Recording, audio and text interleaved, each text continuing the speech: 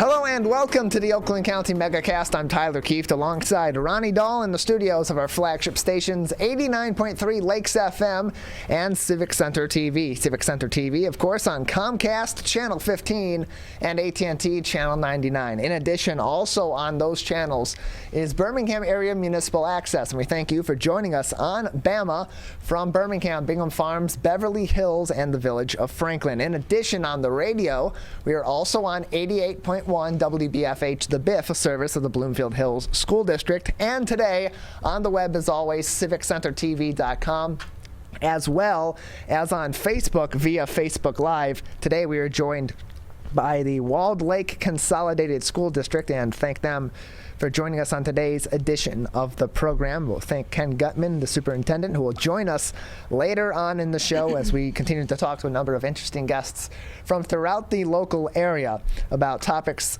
surrounding the COVID-19 pandemic and much more. And as always, joining me in the studio to go over the top headlines for the day and talk to all of these interesting guests is Ronnie Dahl. Tyler, the great thing driving in today, the sun was shining and it was glorious. Yes, it's a very nice day outside so far, and hopefully that's going to be something that continues on today.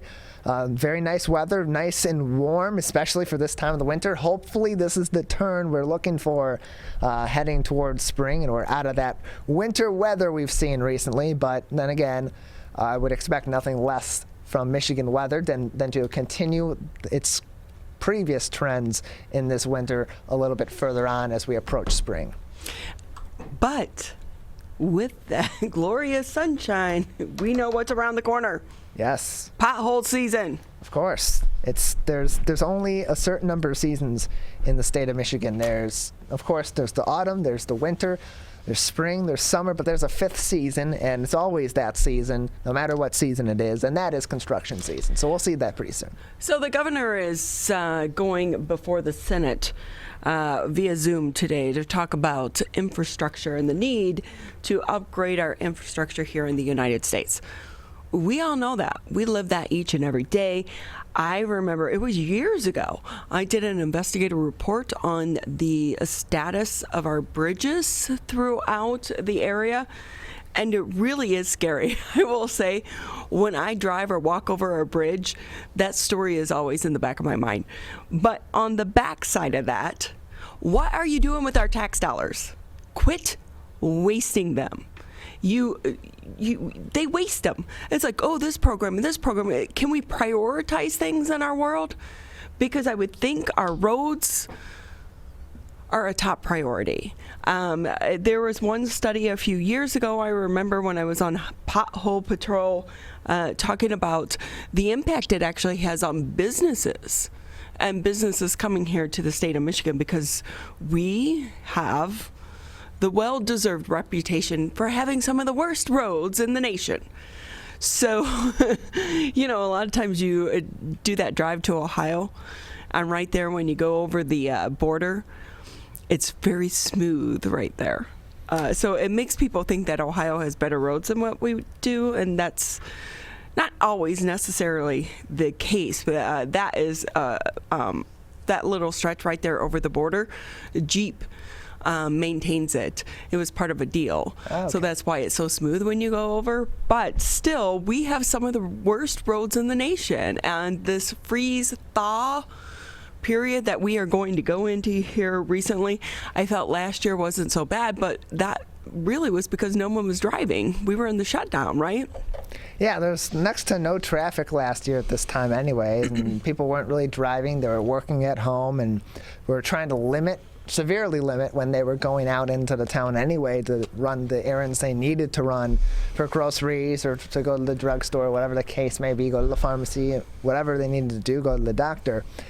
And so the roads didn't take as much of a toll because it wasn't having as much traffic. That being said, even in regular times when there is that traffic, you look at other states in the Midwest, they're able to manage that and still have roads that are at least halfway decent or are repairable in a way that's going to last at least a few years. Whereas Michigan's roads, it seems like every few years, they're just too far gone and begin a battle between people's vehicles and the need to drive around town. Oh, and of course, excuse me, I remember before I left ATF, of course, I was driving my personal car one day instead of my G-Ride.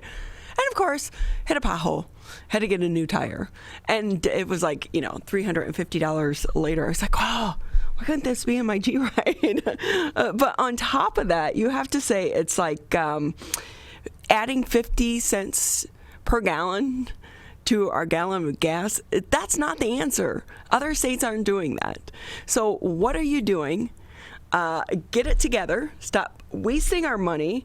And someone out there at some point in time with the technology that we have today, we just took some amazing photographs from Mars and we can't figure out how to fix our roads. Hey, investigative journalist out there, here's a quick tip story for you. College kids, do this one. Google, take a look into these contractors for the state. Who's donating to our politicians? Because you know what? They get a lot of campaign donations from some of these companies that are being hired to do road construction here in the state of Michigan. I'm not saying that's the cause of our poor roads, but I'm saying that there's got to be an answer. We have smart people out there. Let's figure it out, because guess what? The winters haven't changed. It's going to get cold. Then it's going to not be cold. Then it's going to be cold again. And on top of that, we've had these issues for so many years. It's going back decades. There's been more than enough time to look into these issues and to be able to, as the governor said, as she was campaigning for the governorship, fix the damn roads. There's solutions out there that are either being ignored, or there are financial situations out there at the state level that are just not being mitigated to be able to put the funding toward the roads that is needed in the state of Michigan because of the weather conditions, because of the traffic conditions. It's just a way of living in Michigan. The roads are going to get destroyed often. They're going to have a lot of wear and tear because of the weather we get in Michigan, because of the changing seasons, because of the variety of weather within the seasons, and because people in Michigan travel so much for leisure, for work especially. These are solutions that you would think after decades would at least have a few solutions there, and there just seems to be magically nothing that the powers that be can find to do that. There's got to be something. When you actually consider the amount of money that it takes to not only patch and repair, the delays for employees getting to work, the economic impact, the impact in the wear and tear on your cars, at this point in time, we probably should have heated roadways, right? I mean, if you were to take and bundle that money into one pot, there's got to be a solution. Yeah, I don't know. Yeah, but there is I do remember it was years ago, Ray Saya was still at Channel 7. Yeah. And I thought he did a story with a professor at Lawrence Tech University talking about new technology that they had. And if it was Ray Saya, that was well over 10 years ago. Yeah. Talking about how they could use different formats in order to try to fix our roads so that we get some longer wear and tear out of them.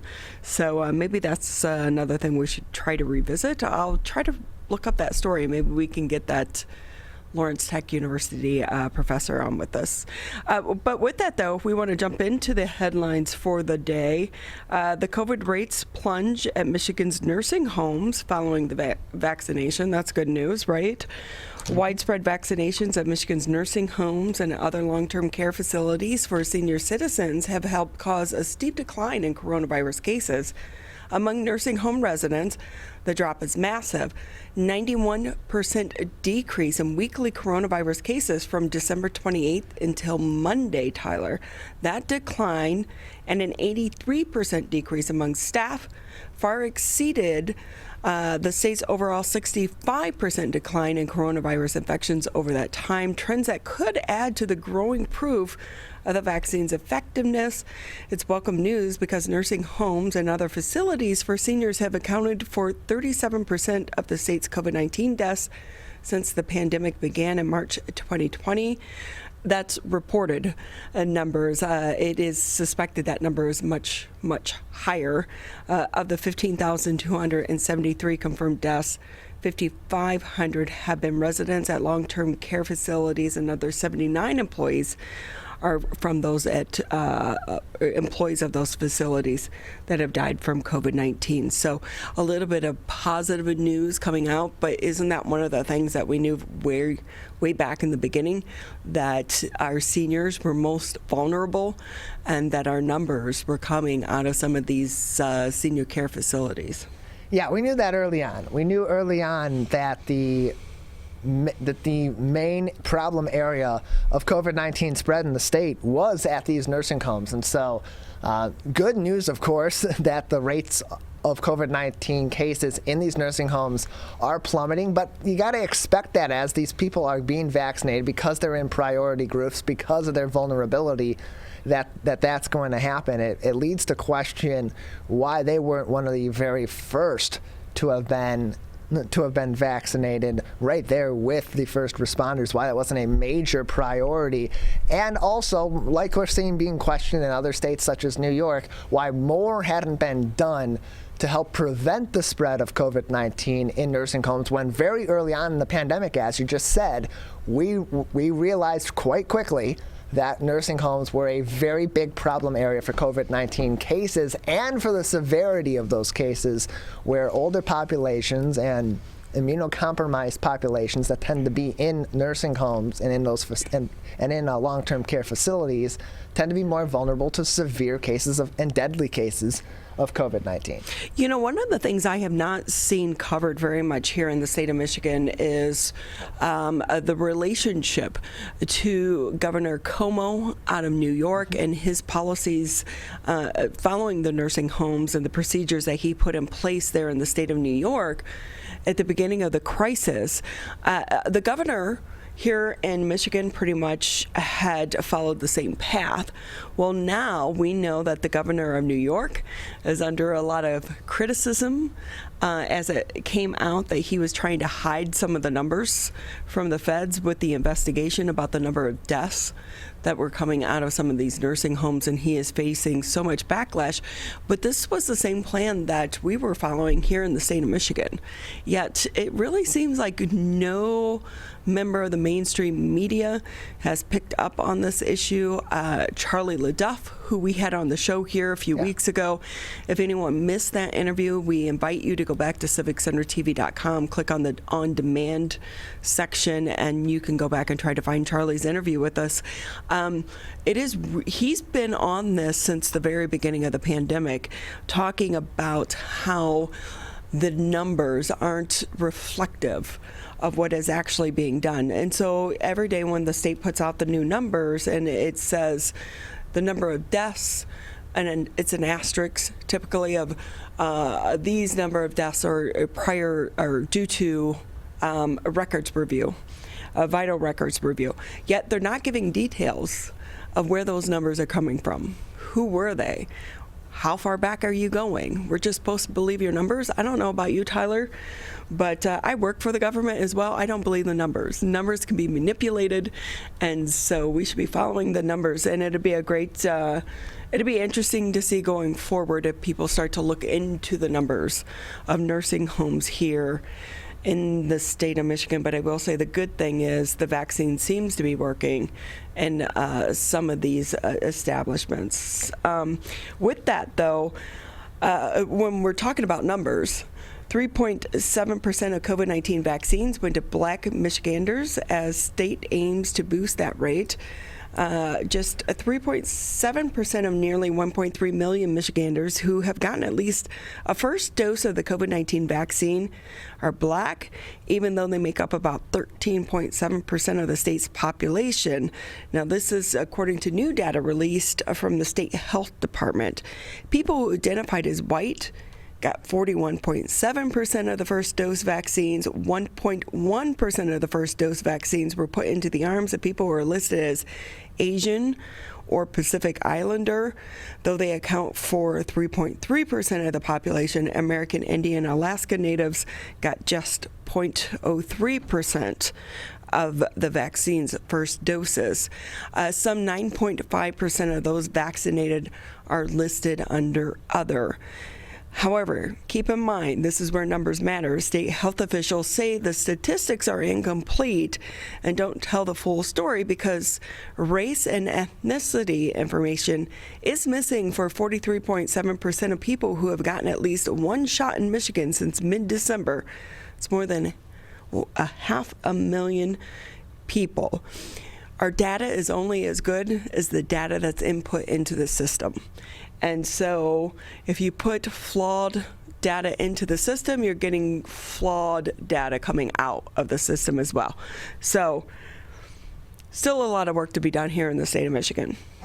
And even if you're missing a lot of those numbers as is being said here from the state, with 3.7% of COVID-19 vaccinations going to Black Michiganders, and if you look at that, just 3.7% of the 1.3 million people who have been vaccinated have been Black, and Black people make up 13.7% of the state's population. That's 48,100 people. If you just compare those ratios, that's a very, very low percentage of the total percent of the state population that has been vaccinated in those categories, in those demographics. And so even if you are missing the numbers, it's still a very, very low rate. And considering that this has been a focus of the state government, that they have an entire committee focused on racial disparities in COVID-19 outcomes and in COVID-19 treatment and vaccinations, it still seems to be an extremely low number. And those questions are probably going to be asked of the governor in coming press conferences, I would hope, from the press about what her office is doing, what the Lieutenant Governor Garland Gilchrist. Where's he been lately? Yeah, what's going on with him? He pops out every once in a while for some positive type of little press conference, and then he pops his little head back into the hole and we don't hear from him again. I think we got to hear from him on this, because this is a very low number of people and this has been a priority from the state. And if they're not sure where these lost numbers are, what are they doing to figure out, to bridge that gap so they do have an idea of the exact or as close to exact number of the population of people in communities of color that have been vaccinated is, so that they can compare that to the state rate of vaccinations and make sure they're on the goals that they are setting. Well, Gilchrist was actually in charge of that task force. Yes. To look at the racial disparities of COVID-19. Precisely. And the good thing that we did find out is as we've been going along, those disparities are closing. But there are a lot of other factors that go into COVID-19, and a lot of that has to do with our lifestyle, the way we live. And so for poorer people on the lower social economic platform, they're not able to get healthy food, or you have a higher risk for so many of these other diseases, which can be an underlying contributing factor to the serious consequences of COVID-19. He's been a part of that task force, but the fact that when they were looking down they didn't look down the line. It's like, what's in front of us? No one is asking about the next step. And I get that, because you're in a crisis. But if you took the time to put together a task force, why wouldn't you also say, hey, we need to make sure that the data collected when we get the vaccines has a box for people to check that says, what is your race?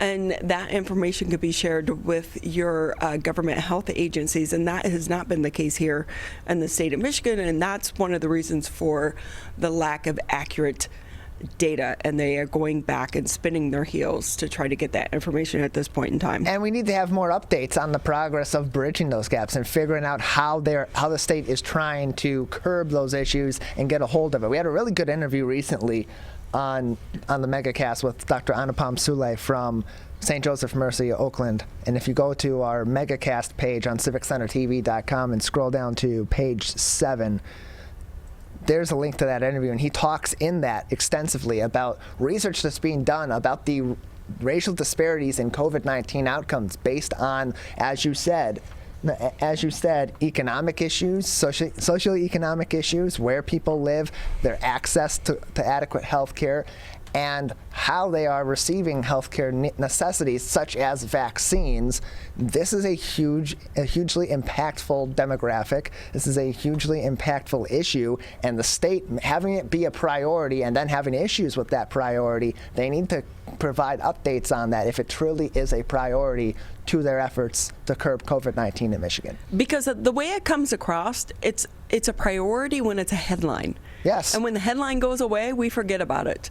And then the politicians say, oh, it's a new headline. Someone else brought up the issue. Let's make it a new priority. And the only thing with this is we have to keep in mind, this is our tax money. This is our dollars going into this system. So get it together. Let's stop mismanaging the money that we are spending out of our tax dollars to make all of this happen. Hey, so Tyler, business leaders are saying to the governor, it's time to let employees work in the offices once again. 6 of Michigan's largest business organizations have signed on to a letter asking Governor Gretchen Whitmer to allow workers to return to the office settings. While the latest state health order doesn't mention offices in its list of restrictions, keep in mind emergency rules from the Michigan Occupation Safety and Health Administrations require office employees to work from home whenever their work can be done so remotely. Health officials say offices are less risky right now for COVID-19 spread than many currently open places in Michigan, like movie theaters, casinos, schools, restaurants, bars, gyms, as well as churches. Offices can mandate masks, clean thoroughly, do daily health checks, and require social distancing to help prevent virus spread. Some of the organizations that signed on to the letter, the Detroit Regional Chamber, the Small Business Association of Michigan, as well as the Michigan Chamber of Commerce, because you have to think about the economic impact of this beyond the office setting. We're also looking at some of the small businesses that surround these facilities, especially in the downtown areas, restaurants, parking garages, and all of that money flows in to our tax base, but also so many cities you have to pay a tax. Like when I worked in the city of Detroit, you have to pay a city tax. So because I covered the state of Michigan as well as Illinois for some time, I kept a log. Okay, I was not in the Detroit office on these days so that I could try to get a tax break. And that tax that you pay in the city of Detroit, not cheap, Tyler. No. Not cheap at all. I was like, this is taxation without representation. I want to vote. Yeah, we have here at Motown Digital, the company that I work for, that we're contracted in, of course, to run Civic Center TV. We do some work in the downtown area, and I've done some in recent years. Not enough to really have to pay on that tax. I'm under the cap on that, but I know that other employees in our company do have to pay that and do have to report full hours on it. We all have to report full hours on it and fill out that form, and that's definitely the case. And so they want to be able, these businesses, to say, well, if we're paying these taxes, we might as well have people in these physical offices so that they're not doing remote work. If they're doing remote work in the city, or whether they're doing that in the suburbs or other places in Michigan, wherever they are, maybe would regularly be commuting from, that we're not paying these high tax rates in the city of Detroit to have our office there and nobody in there. Or at the very least to say, listen, we can operate safely. The health officials say we can operate these offices safely. We can be checked in on, much like the restaurants are, by health departments locally to ensure that we are following these rules. And on top of that, it's going to have an economic benefit for businesses that are surrounding us that are also being impacted by shutdowns and by regulations, such as restaurants, that will surely be getting business from some of these people that are commuting back to the office throughout the course of the work week. So with that, just as a reminder, you can always get the latest headlines. Just go to civiccentertv.com, click on the coronavirus tab. That's where you'll find the latest headlines. And at the top of the page, we also list resources, direct links to resources to help you continue to navigate the COVID-19 crisis 11 months into the pandemic. With that, we are going to take a quick break on the show. But when we come back, We have a good lineup for you here. Steve Kaplan, the West Bloomfield Township Supervisor, will be on with us. Deb Macon, she's with the Greater West Bloomfield, Michigan Week Community Awards. Ken Gutman, Superintendent for the Walled Lake School District. I'll be excited to speak to him. So many changes for school districts right now. Pamela Good will be with us as well. She is the president Beyond Basics. Tyler, I absolutely love this program and what they are doing. And then, of course, we'll round out today's show with our good friend, our good doc, Dr. Jamie Tawil. All of that coming up on the Wednesday edition of the Oakland County Megacast. As rivals, we don't always see eye to eye. Like who scored the best recruits? Who's gonna be who? And whether we wear green or blue. But one thing we can all agree on to help stop the spread of COVID-19. Wear a mask. Wear a mask. Wear a mask. wear a mask. Wear a mask. The ball's in your court, Michigan.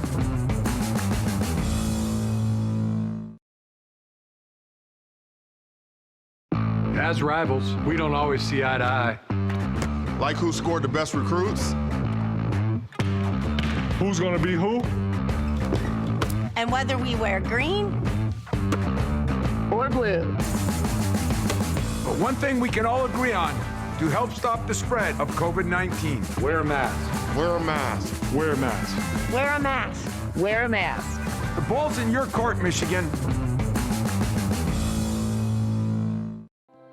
Michigan, we still need to stay careful because we don't want to go backwards, back to where we started. So keep standing 6 feet apart, keep wearing a mask in public, and if you have symptoms, talk to a healthcare provider about getting tested. To move forward, let's all do our part. So stay careful. Michigan.gov/coronavirus.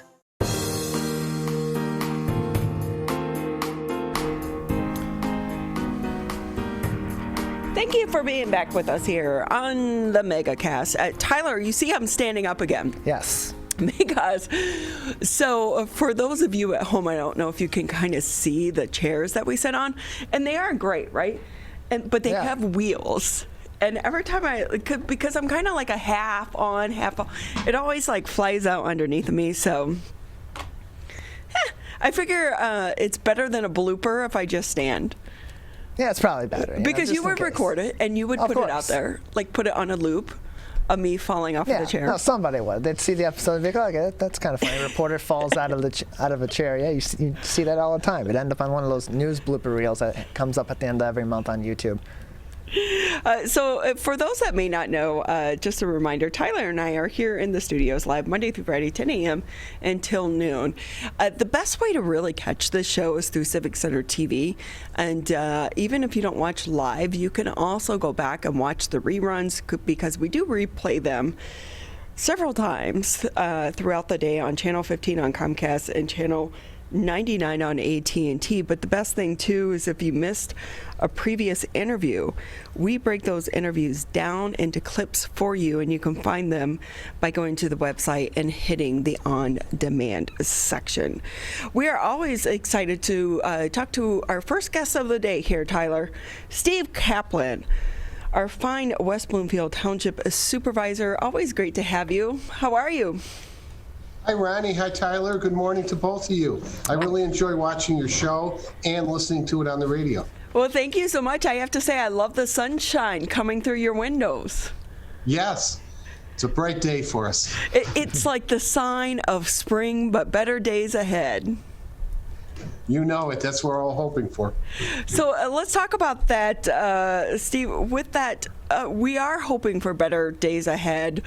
The vaccine has kind of given that to us, but what's the status of the vaccine there in the West Bloomfield area? We wish we had more opportunities, that more vaccines are available. The county is overseeing the distribution of the vaccine, Oakland County Health Department, and they're doing very well.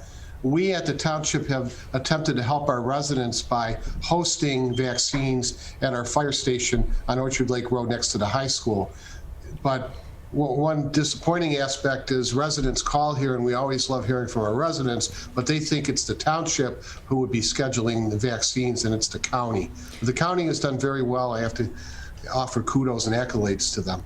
I will say, I think I saw a report yesterday where they were breaking down in the local area the number of vaccines and who distributed the most, and Oakland County was the lead compared to Wayne County, Macomb County, and some of the other surrounding counties. They are doing a great job, but it's like you said, people don't know where they can, and that's why the Oakland County, they have a program for people to sign up to try to get the vaccine.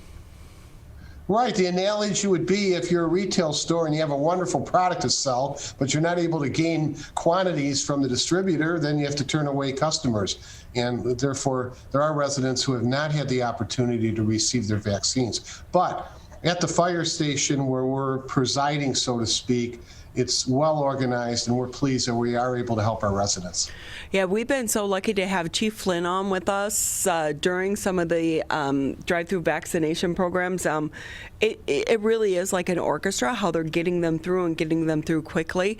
But again, you have to go through the county, and they have more than 500,000 people signed up for that right now. So with that, though, we can kind of shift focus because we know the county doesn't distribute or really have any control over the vaccine. It's through the county. But one thing that is a good thing that's going on right now, do you want to talk to us about the restaurant relief program? Yes. So the county provided funding or funding availability to townships in order to help our restaurants with outdoor seating. And we received approximately $19,237 worth of funding through the county.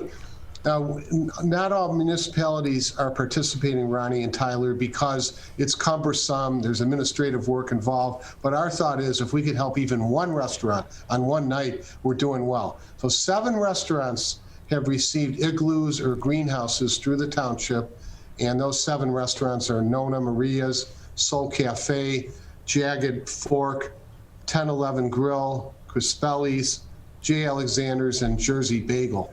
So that means you can eat in the igloo outside, it's heated, there are propane tanks, and I know our residents appreciate that opportunity. And then there's funding available beyond that where the 7 restaurants can seek reimbursement through the county, and we serve as the intermediary to make it easy for the restaurants. They don't have to deal with the paperwork. We provide that for them. You know what? You're really like an unsung hero in all of this because when it comes to some of the restaurants and them trying to navigate the funding and what they can do and what they can't do, we've seen a difference even between Kegel Harbor. They were able to get in early with some of the funding to get the greenhouses for some of their restaurants where Sylvan Lake didn't apply for it. And for those restaurants, it can be a lifeline even at only 25% capacity. So what's been the feedback for you from the members of the restaurant community? The restaurants are appreciative. Many, as you know, many restaurants have closed, which is it's a calamity. It's sad for the community because restaurants, in a way, are a lifeline for people. In fact, oftentimes when people gallivant, when they're out together, whatever they're doing, they talk about their favorite restaurants. And here, with restaurants closing, as I said, very sad. But we're doing our share. You gave me the compliment, but it's really our staff that has undertaken the efforts, and we are just pleased that we can do anything to help our community. Steve Kaplan with us here on the Megacast. He, of course, is the West Bloomfield Township Supervisor. Chris Belli's is one of my favorite little restaurants to go to. And we know that even though restaurants are allowed to reopen for in-person dining, it's 25% capacity. So, Steve, have you heard from some of these restaurants how important these outside entities, igloos or greenhouses are for them to be able to continue to serve more people? Sure. The greenhouses and igloos do not constitute a panacea for them, but imagine if you're able to accommodate 12 additional patrons on a given evening until 10 p.m. because of igloos and greenhouses, it's a godsend. It not only generates revenues, but it enables them to maintain their customer base. What's the backstory on this? How does it work? So let's say we come out of the pandemic. Is there any back repayment from the restaurants, or this is just basically a gift to them per se from the taxpayers to say, we want you to stay open? Sure, no cost at all for the restaurants. And as I said, we're even helping with costs beyond that, up to $60,000. Yeah, we know that for some of them, the cost really comes in from the propane, from some of these outdoor heaters. Is anything being done to help address that on a county level? Sure. Well, good question. From a local level, propane is part of the cost, or is part of the offering that we give to the restaurants. And I think that's included in the $60,000 in out-of-pocket expenses that restaurants incur. Steve Kaplan with us here on the Megacast. Steve, I don't know about you, but I'm like eyeing these little greenhouses. I didn't know they existed prior to this, and now that I'm seeing them, because I like them better than the igloos, but I'm like, I need one in my backyard now. Yes, no, they're interesting. They're a conversation topic. So, hey, what else is going on in the county? All right, at the township, what we're doing, well, you're familiar, of course, and so is Tyler, with our household hazardous waste days. I know our residents look forward to those. We offer them twice per year. This year, it'll be May 1 and October 2nd, and those are Saturdays between 9 and 2. But also, if residents wish to drop off hazardous waste or recycling on Friday, we accept appointments, I believe, up to 300. So just call Town Hall if you'd like to participate on Friday instead of Saturday on May 1. But the new aspect for us in the new format, and I know Debbie Macon will be on very soon, and I know that she appreciates it because she's a recycling person. We offer now 3 shredding days, 3 separate shredding days. And those dates are April 17, July 30, and October 6.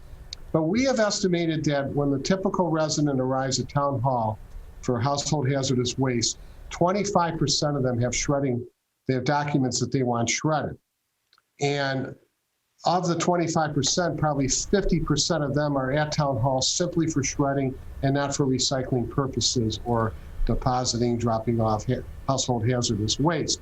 So therefore, we felt if we offer more shredding days and have shredding only on those 3 days, it'll be much easier for our residents. The fact is, and I know Debbie Macon's been there, we have people waiting in line. This is incredible. It starts at 9 and 7 o'clock cars are lined up. So if we can limit the number of cars, Ronnie, by having shredding on 3 separate days as we now are offering, that'll accommodate our residents. Steve, number one, I love that people are thinking this far ahead.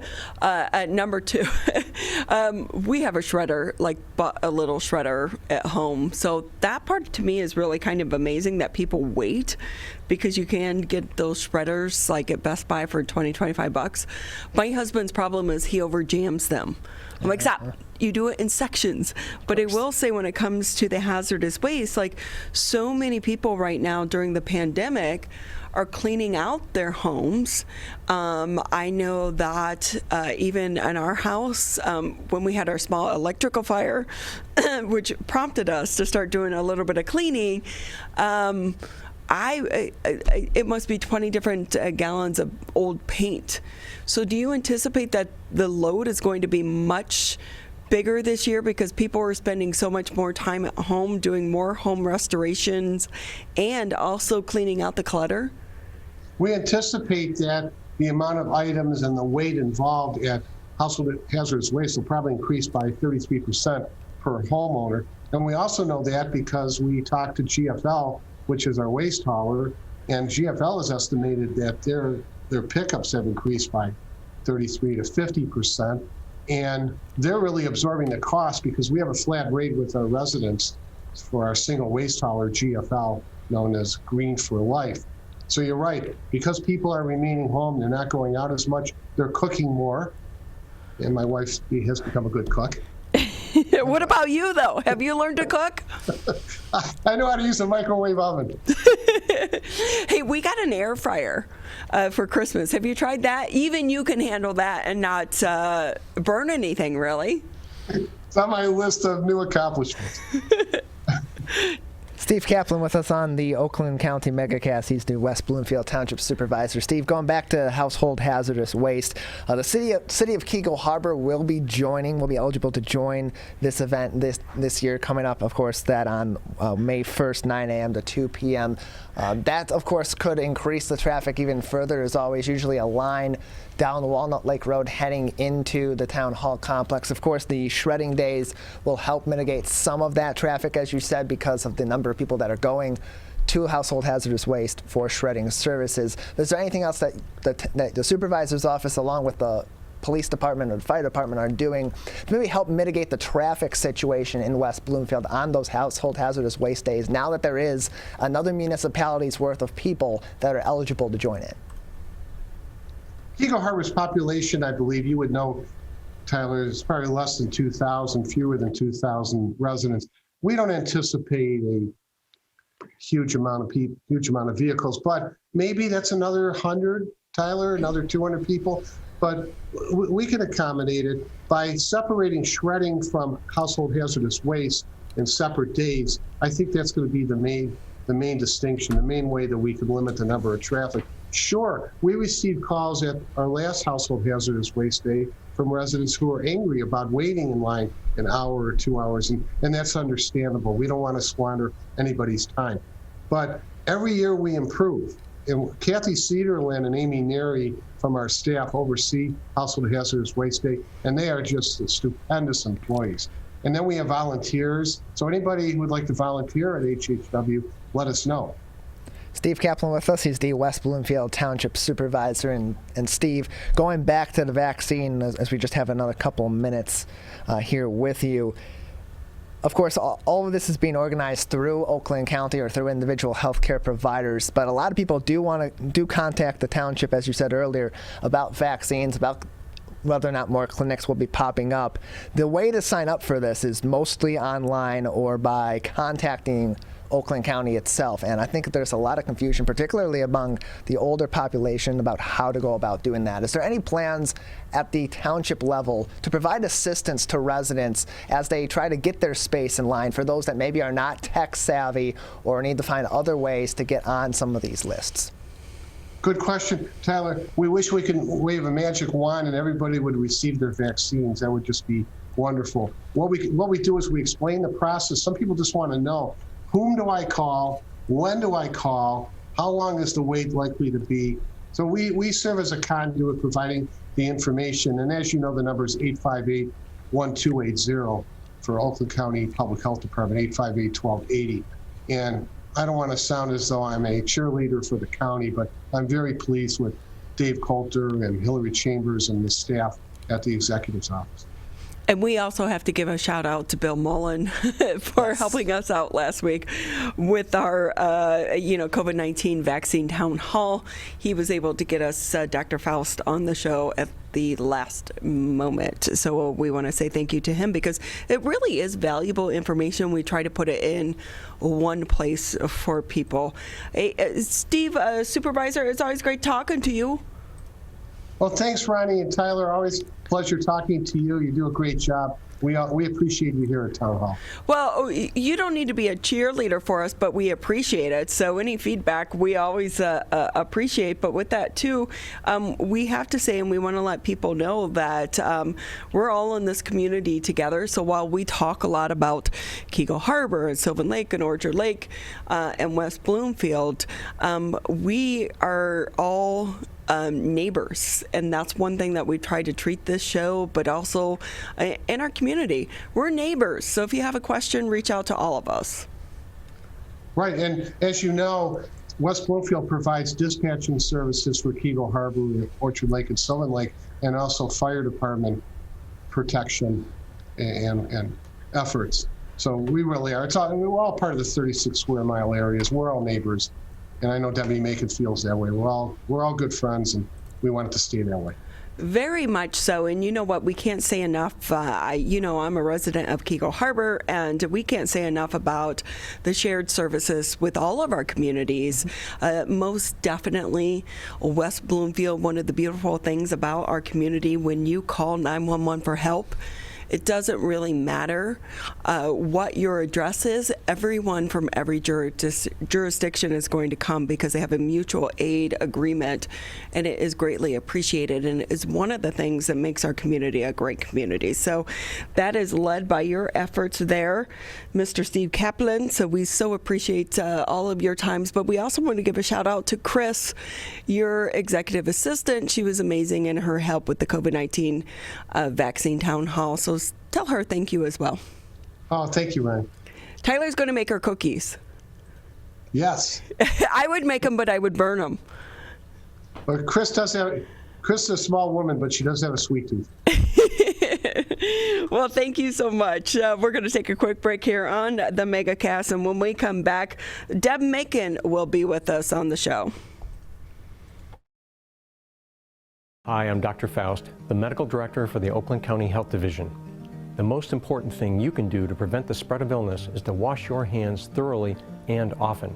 Follow these 6 easy steps every time you wash your hands. Step 1, turn on the sink and wet your hands with warm water.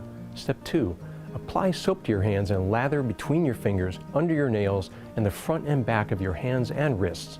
Step 3, wash your hands by scrubbing them together for at least 20 seconds. Step 4, rinse your hands with warm, clean water. And step 5, dry your hands with a clean cloth towel, a paper towel, or hot air blow dryer. If you're using a cloth towel, make sure to change it often. For handheld faucets, turn off the water using a paper towel instead of your bare hand. Step 6, if you're using a paper towel, throw it away. Practice healthy habits like washing your hands after coughing or sneezing into them to keep you and others healthy. Go to oakgov.com/health or call Nurse on Call at 1-800-848-5533 to learn more. Michigan, the coronavirus pandemic has put us all to the test. And now it's time to put COVID-19 to the test. As we move forward, testing will be critical. We encourage anyone who has reason to get tested to do so, those with symptoms and those without. If you are leaving home and going back to work, get tested. If you think you may have COVID-19 or you've been exposed recently through family, friends, or coworkers, get tested.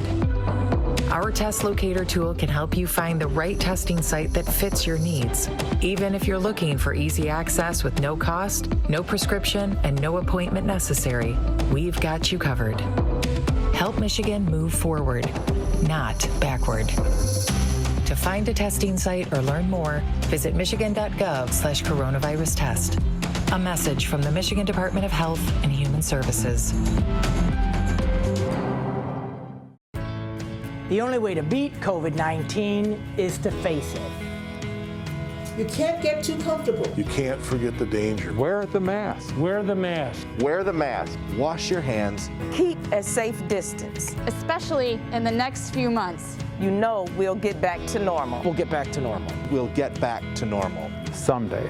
But not yet. Not yet. Not yet. But not yet. But not yet. Consider virtual gatherings for the holidays. Curbside food orders. Grocery delivery. And shopping local. Shop local.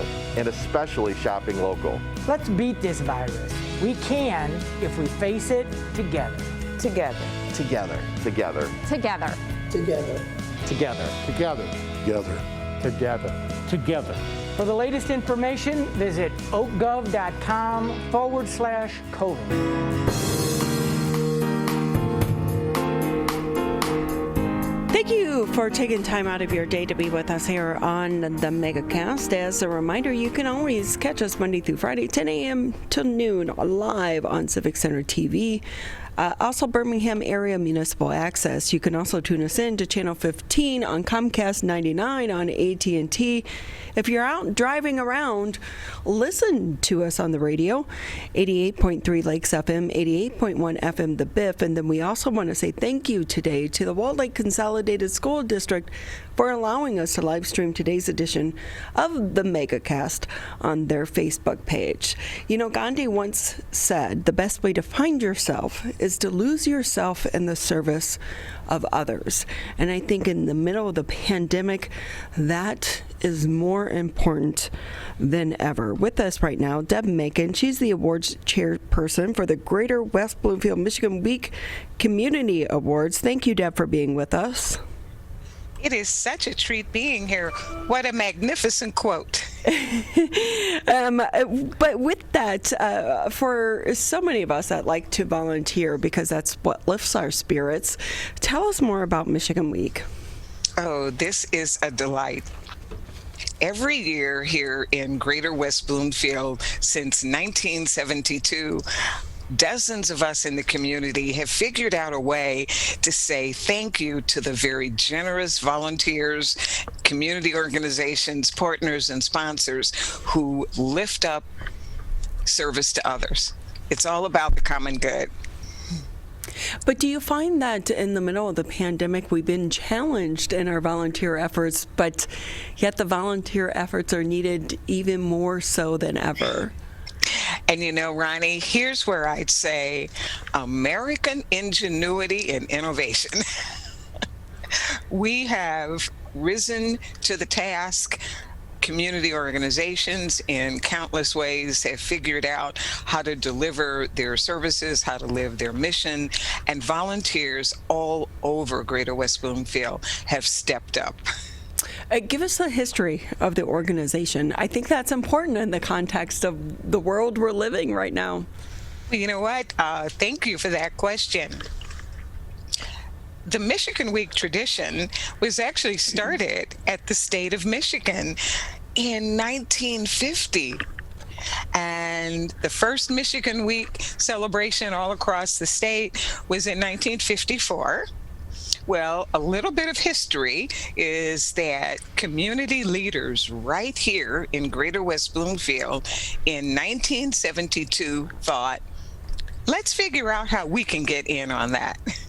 The superintendent of the West Bloomfield School District at the time, community leaders in the Optimist Club, two of whom are with us and continue to celebrate, Jack Freed and Jeff Lieb, pulled community leaders together across Greater West Bloomfield, and by that, we mean the same service area of the Megacast and CCT, West Bloomfield Township, Orchard Lake, Keego Harbor, and Sylvan Lake. Leaders came together to figure out how do we lift up all of the community good that's happening. And you know what? We're excited. This is year 49. 49 straight years of celebrating. I think that even more so than ever in all the years of its history, this year is more important because of the pandemic and the trying times that we are all experiencing. We have really seen the human spirit reach out to touch one another. It could be the simplest gift of leaving a flower on the front door, or you know, the person who's teaching at home, the mom teaching at home, sending her like a quick note, a word of encouragement to get her through the day.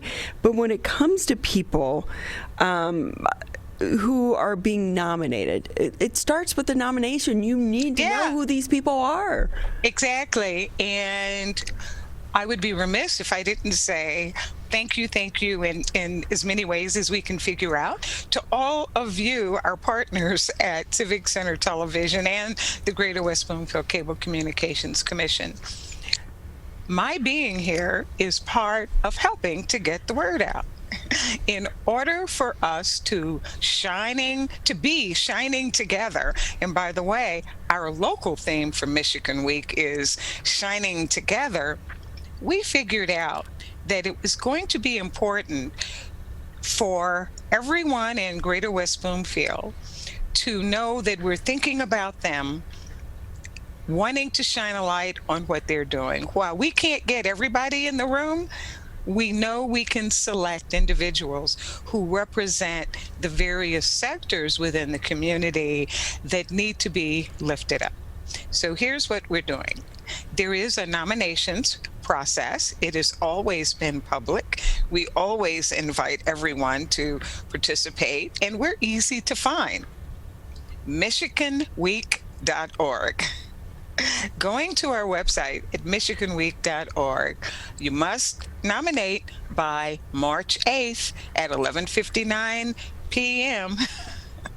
So tell us the story. Tell us the stories of volunteers that you know, volunteers within your organization, and community institutions that have stepped up and done a little more than usual. There are 7 award categories, and we're absolutely confident that you'll find something that lets you shine a bright light on what you know is going on to help for the common good. Deb Macon joining us on the Oakland County Megacast. She is the awards chairperson for the Greater West Bloomfield Michigan Week Community Awards. And Deb, not everybody that is doing good in the community is in a specific community organization. Sometimes it's just a neighbor. Sometimes it's just somebody that you know from a certain business or around town. For those that maybe aren't associated with a specific group, whether it be the Optimist Club or the Rotary or whatever the case may be, who is eligible to be nominated, and who can nominate somebody for Michigan Week Award in the Greater West Bloomfield area? Tyler, that's our favorite question. How about our answer is anyone? So when you look through the categories on our website, you are bound to find one that is going to work well. We really pride ourselves in keeping up to date and in stretching our boundaries. There will be young people, there will be seniors, and again, we're confident that you'll be able to find a spot that fits. Now, click the Contact Us tab, send us a note, and one of us on the committee will absolutely follow up with you to help you find the best way to lift someone up. So Tyler, we're interested in doing that for sure. And Deb, with that, how have things been going in the middle of a pandemic? A little bit different this past year. I'll put it this way. Different is an understatement. But how about this? You know that American ingenuity I said? CCT has helped the Michigan Week Committee up its game. So when we knew we could not be together for the largest community event in Greater West Bloomfield, and by the way, there's only one place big enough to keep us all, to have us all for breakfast. And we already have a reservation for 2022, so we can be together. So we held our first Michigan Week virtual celebration guided by CCT in just a wonderful, wonderful way. We produced what for us is the Academy Awards, including a red carpet watch party. So we came together ahead of our virtual celebration, met with one another. We had family members, students, community leaders.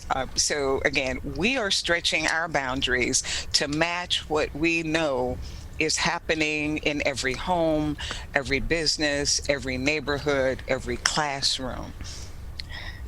Deb And we're Macon, looking, to do that again. Yeah.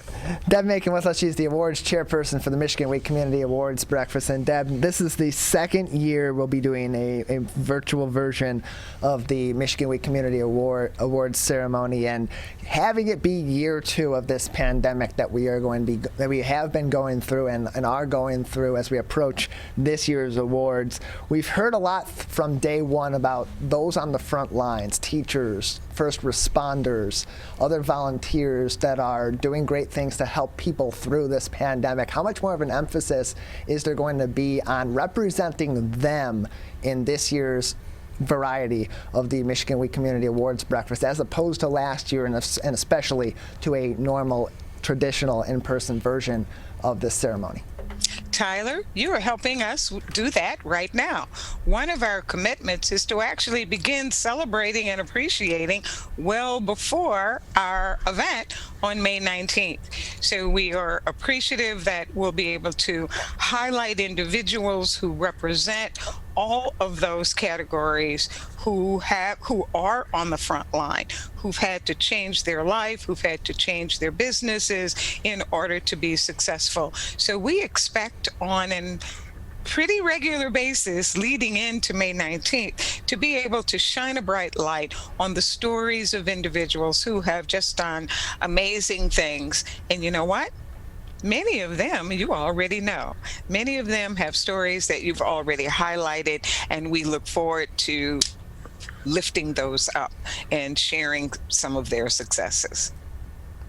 Well, Deb, thank you very much for joining us on today's edition of the Oakland County Megacast. Before we let you go, one last time, where can people find more information and make the nominations that are due on March 8th at 11:59 p.m. for the Michigan Week Awards breakfast?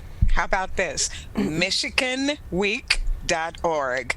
There's plenty of information there. Please use that contact tab.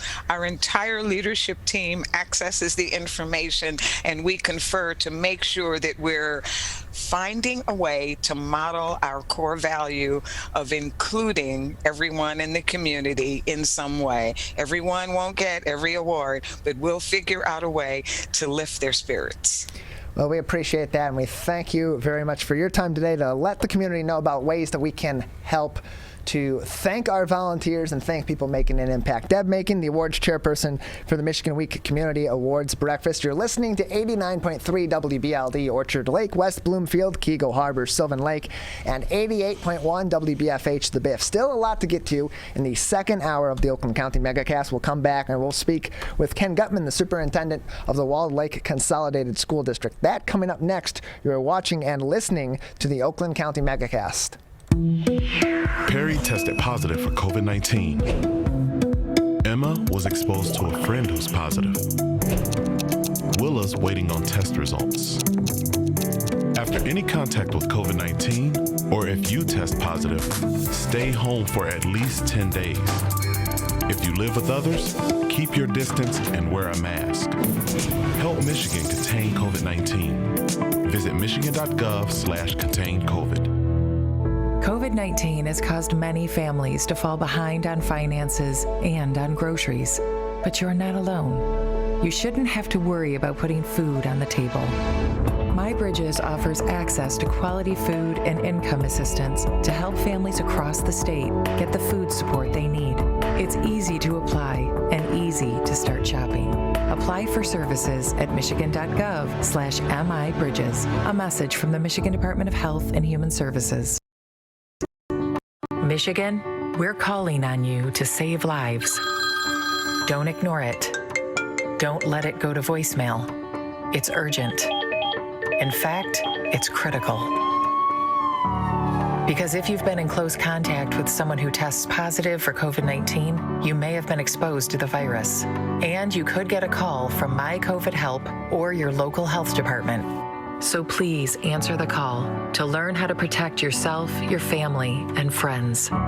We're calling on you to stop the spread of COVID-19, to make it safe to reopen businesses and help Michigan move forward. So if you get a call from My COVID Help or your local health department, you may have been exposed to someone with COVID-19. To protect us all, answer the call. Learn more at michigan.gov/containcovid. A message from the Michigan Department of Health and Human Services.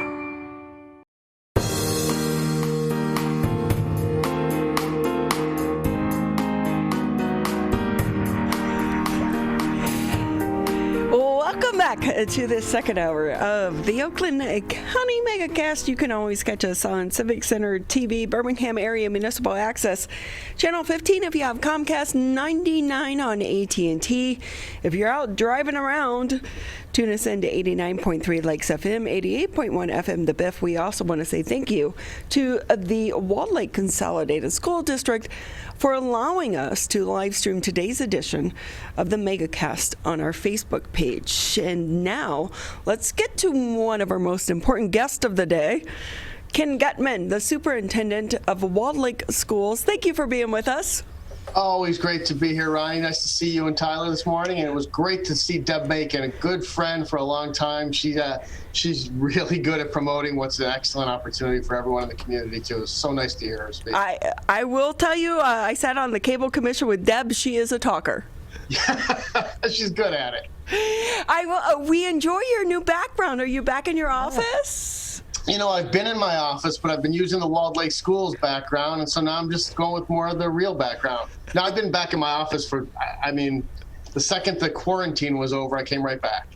Well, with that, we have to say, I've been thinking about you and the other superintendents this past week when the CDC came out with its new guidelines regarding the Safe Return to Learning program.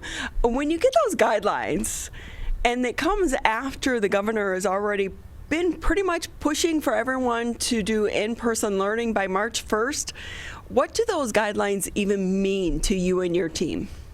Well, I understand that it's important for us to have guidelines, but they keep changing, and I think that's the frustrating part.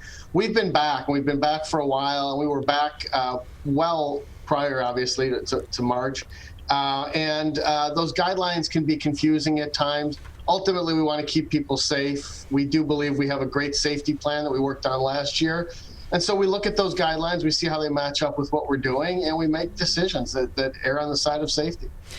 But you also look at some of the guidelines, too, and you're like, why are they coming out with them so late? Because it was like within the first week of Biden's new administration that they were pushing for in-person learning. Yeah, Ronnie, exactly. And you can't do 6 feet of social distancing in most schools in this country. They weren't built for that. And so if you want to have a full return to school, you're not going to have 6 feet of distance between people, for example.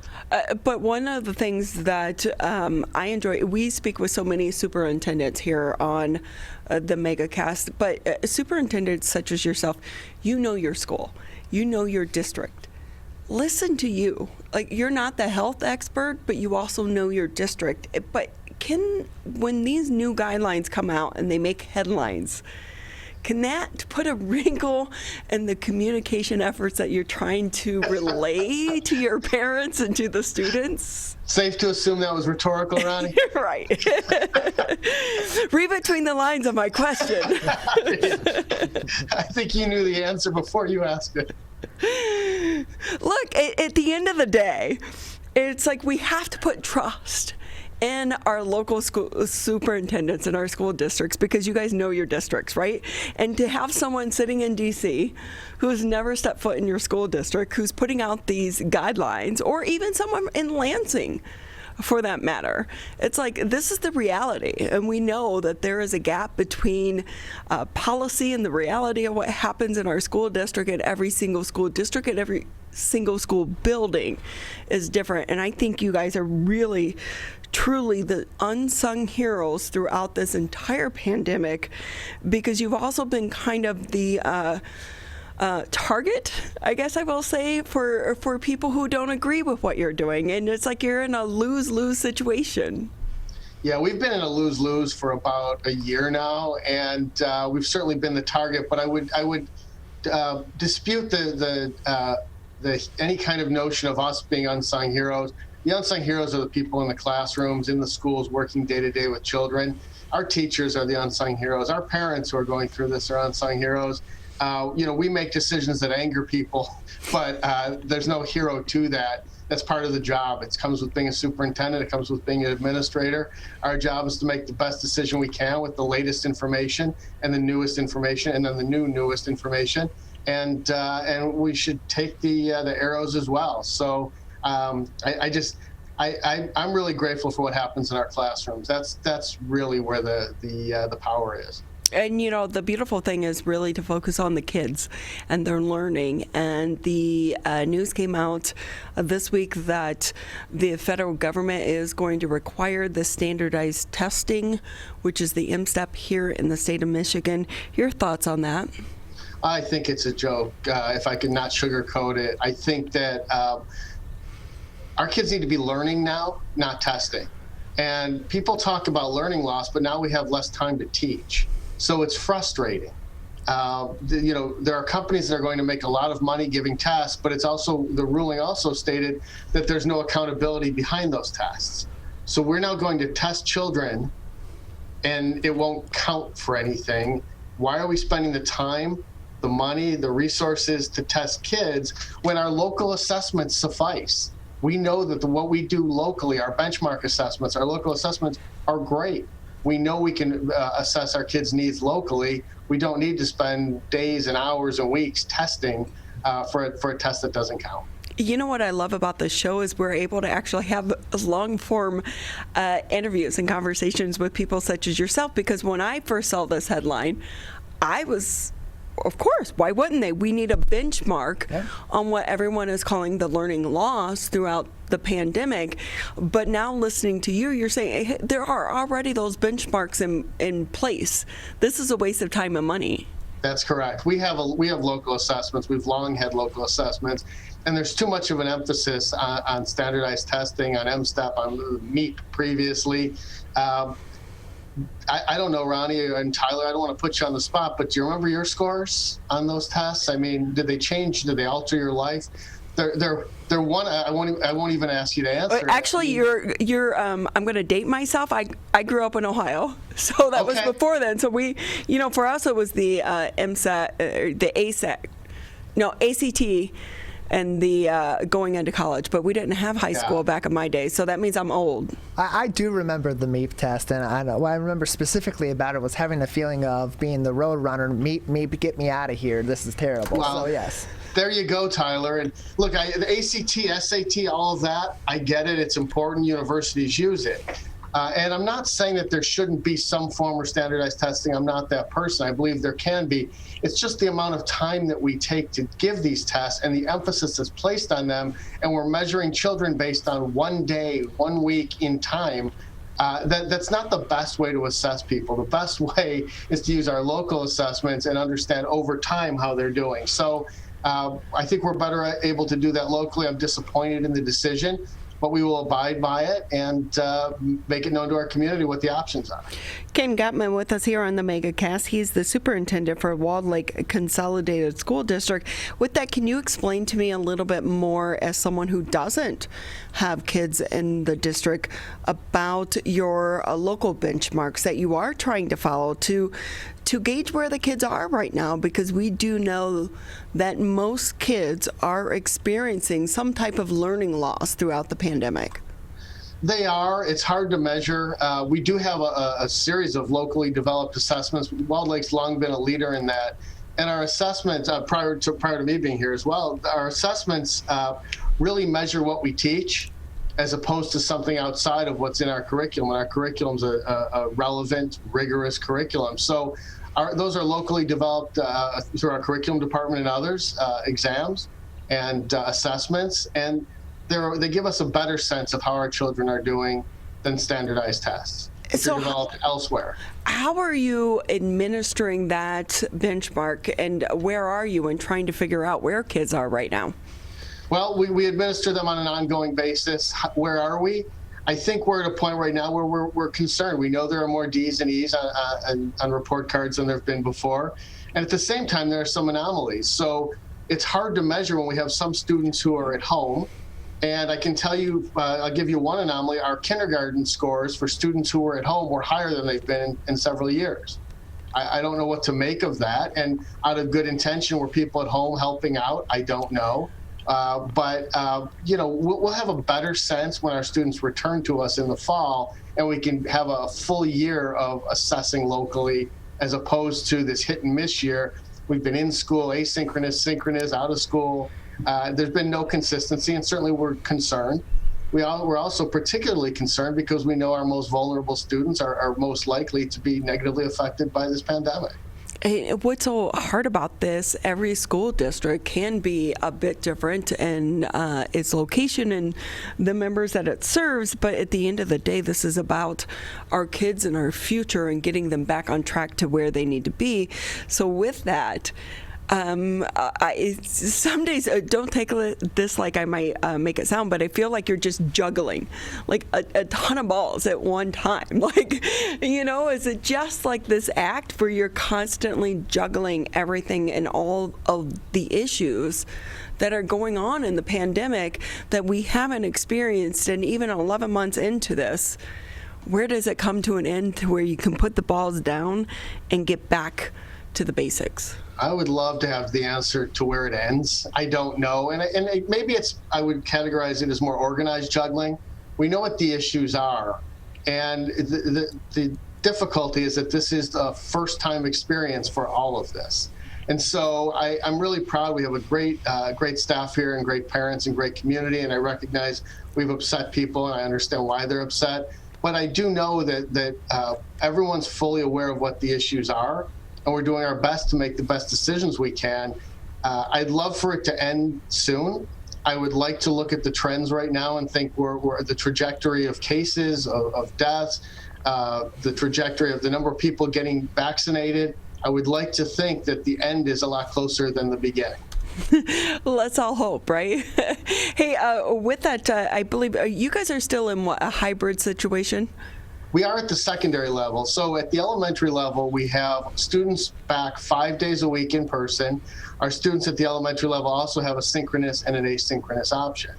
At the secondary level, we still have a synchronous and an asynchronous option, but then we also have an AABB schedule. So it's sort of a hybrid, except that, and this is tough on our teachers, when our students are in school, they're with the teacher and there are students on the screen. When they're not in school, they're the ones on the screen, and the teacher's teaching the same lesson. So it's difficult for our teachers. They're doing a great job with it. Bless them for everything they're doing. It's a different teaching situation. So our students are actually getting 5 days of instruction. 2 to 3 are in person. So when we come to the teacher side of this component, are they having to do basically 2 different plans per se, right? No. So they're doing the same one all the time then? Yeah, I mean, look, our teachers are so good at teaching 4 plans at a time anyway, but as a rule, with secondary teachers with this model are teaching, they can teach, should they choose, it's difficult, the same lesson for those on the screen and those in class. And that doesn't mean they are every day, and yeah, the planning is a lot more difficult than it is. Think about even the little things like handing out a paper, right? You have half the class on the screen. There's so much more to this. So the logistics are insane is probably the right word. And again, bless our teachers for it. But that is something that is a better model, we think, so students are getting 5 days of seeing their teacher if they choose. And what's been the reaction from the public? Mixed. It does seem like a lot of people are upset. I know they are, and they have a right to be. None of us want the situation we have.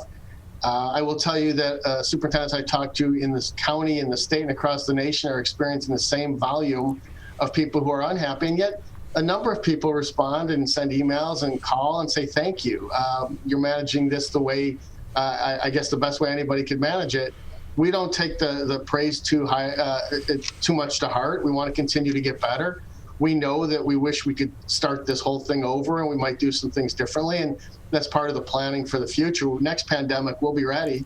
But, let's hope we don't go through a next pandemic, but you're right, though, right? I would hope not. This was not in the emergency preparedness plan at all. Yeah, we're ready for fire drills, we're ready for lockdown drills, we're ready for evacuation drills, but no, nobody had a pandemic preparedness plan for schools to the extent that we would ever have needed one. Ken Gutman with us here on the Megacast. He's the superintendent for the Walled Lake School District, and we always appreciate having you on with us as well. And as we go into this new year and this new springtime, we're looking ahead to trying to get back to some type of normalcy, if that is even going to return to us anytime soon. They're saying we could be required to wear a mask until 2022. When you hear those headlines, how do they impact you as a superintendent and the decisions you make? we follow those guidelines, and we do require masks in schools, and we do try to give mask breaks when it's possible. But I guess from my perspective, when the science is telling us wear a mask, and look, I've also heard from a number of people who don't believe that that's the case. We are following the mask mandate right now, and I guess if I could tell you that, and this is my goal, to get everybody back in school in person in the fall, for sure, with a virtual option. If mask wearing is the way to do it, then let's get everybody back in school and wear masks. I love that. And I've seen it's typically the youngest kids, the ones that we thought were not going to be able to follow this, that are the best at it. They are. For some kids, it's their first school experience. They don't know anything different. And yet there are those with sensory issues and other issues that mask wearing is difficult. It's particularly difficult. So, we want to be sensitive to them as well. Personally, look, I don't enjoy it. I'm sure you don't enjoy it. But if it keeps people safe and keeps us safe, that's what we'll do. So with that, before we let you go, of course, this past week, well, we are experiencing beautiful weather today. 40 degrees and sunshine in Michigan is beautiful. It's all relative, right? Michigan. You're from the Midwest. You're from Ohio. Tyler's from Michigan. If you think 40 and sunny is beautiful weather, you definitely didn't grow up in the South.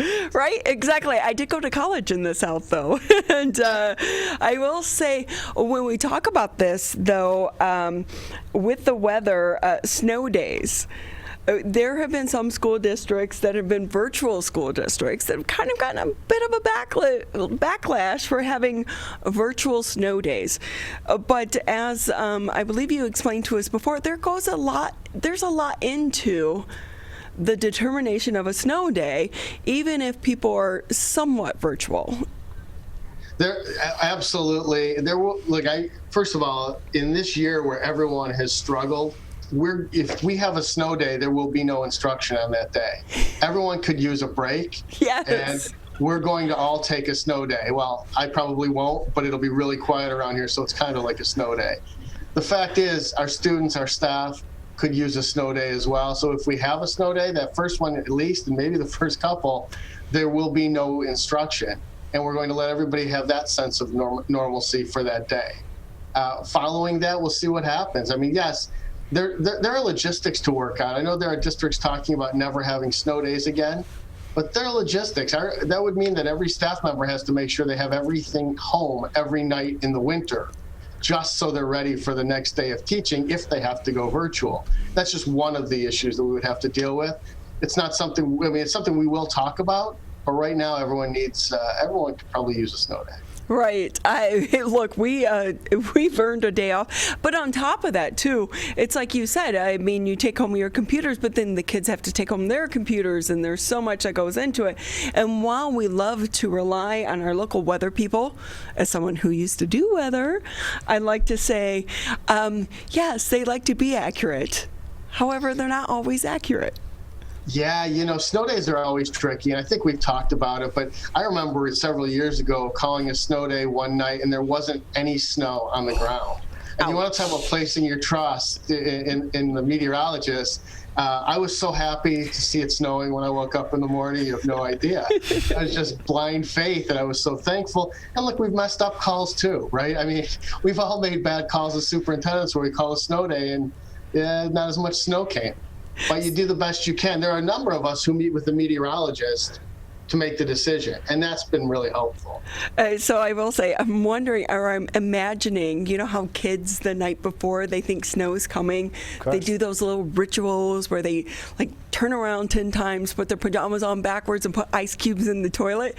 Is there such a tradition for superintendents as well? I will tell you that actually for superintendent, snow days are not a joyous event. That it is almost like when you think about this pandemic, you're guaranteed to upset about half the people when you call a snow day. And it's about half. We receive calls and emails saying, thank you for calling the snow day. It was a good call. And and the other half saying, what are you thinking? Right. And, go ahead. And people have to remember, people live in different regions too. And so some require the buses down dirt roads that aren't paved and it's more treacherous and versus the ones that are 2 blocks away that can walk there. But we're one of the largest districts in the state, student population-wise, and we also have 55 square miles. So what's happening in White Lake may not be happening in West Bloomfield or Novi, and so or Farmington Hills. We have there. So it can be a difficult call depending on the geography of the area. Well, we always appreciate having you on with us. We so appreciate it. But also, I know these are tough times. It's tough to continue to navigate them, but thank you to you. But more importantly, thank you again to your team. And we should also give a shout out to the bus drivers that are having to navigate this. I was talking to a bus driver over the weekend, and she was saying how her day went to 16-hour days and the new challenges that the bus drivers have as well. And I know we've talked about it consistently with you about the need for substitute teachers, but also there is also a need for bus drivers as well. There's a shortage, and we certainly are grateful for the work of our bus drivers, our secretaries, our paraeducators, everyone who works in this district, our custodial staff. They're working harder this year than they ever have, and those jobs are really hard to fill. So we're really grateful for their hard work. So anyone out there, please apply, especially retired people. If you're sitting around, now is a great time to get back to your community. King Gutman with us here on the Megacast. We appreciate your time. Always a pleasure. Thank you so much. We're going to say goodbye to you, but also, again, our gratitude to you as well as your team. When we come back on the Megacast, we'll be speaking with Pam Good. She is the president of Beyond Basics. This is the Oakland County Megacast. Hi, my name is Kurt Lawson, and I'm the Public Information Officer for West Bloomfield Township. We wanted to reach out to you, our older adults, to provide information that you may find useful during this difficult time. We want to ensure you that West Bloomfield Town Hall, our Waters and Utility Department, West Bloomfield Parks, and our police and fire departments continue to work hard on your behalf. Information and resources can be found on the Township website, the police Facebook and Twitter, or call West Bloomfield Park's COVID-19 Help Hotline. Please remember to keep your social distance of at least 6 feet, wear facial coverings when you leave your home, and wash your hands for at least 20 seconds with soap. These precautions will help keep you safe during these difficult times. This may seem uncomfortable, but so is being hooked to an IV, sleeping in a hospital bed, and fighting for your life. When it comes to COVID-19, comfort is not as important as saving lives. Wearing a mask can greatly reduce the chance of spreading the virus. So mask up, Michigan, every time you leave home.